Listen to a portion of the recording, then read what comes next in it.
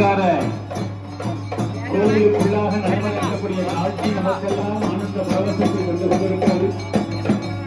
கைலாச மரப்படியாசனுடைய பெரியவர்கள் எல்லாம் இங்கே ஆனந்தமாக 3 தினங்கள் இந்த அற்புதமான உற்சவத்தை நடத்தியிருக்கிறார்கள். 16 ஆண்டுகளுக்கு பிறகாக மிக சிறப்பாக நடைபெற்றுக் கொண்டிருக்கக்கூடிய இந்த மகா துப்பாபிஷேக வைபவம் கண்டோடி வேண்டும் என்று சொல்வார்களே, இந்த மகா துப்பாபிஷேக வைபவத்தை இருந்து நடத்தக்கூடிய பார்க்கக்கூடிய பேரு நமக்கு இன்றைய தினத்திலே எம்பெருமானுடைய கிருபையினாலே நமக்கு கிடைத்திருக்கிறது.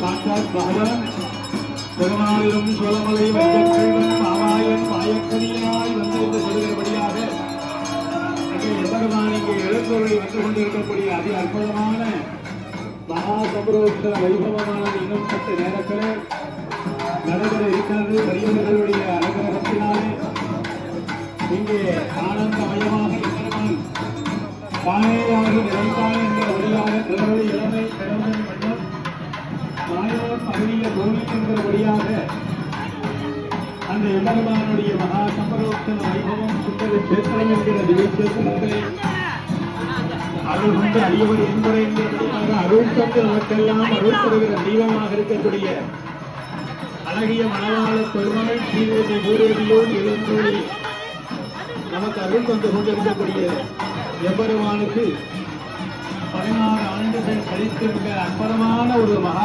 சம்பரோத்சவ வைபவம் அங்கே இருக்கக்கூடிய எம்பெருமானுக்கு ஆராதனை செய்யப்பட்ட பல கணங்கள் எல்லாம் நமக்காக இருக்கக்கூடிய காட்சியை நாம் கண்டு கொண்டிருக்கிறோம்.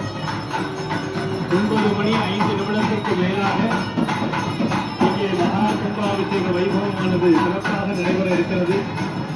அந்த சம்பரோத்சவ வைபவத்திலே கலந்து கொள்வதே நம்முடைய பெரும் பாக்கியம்.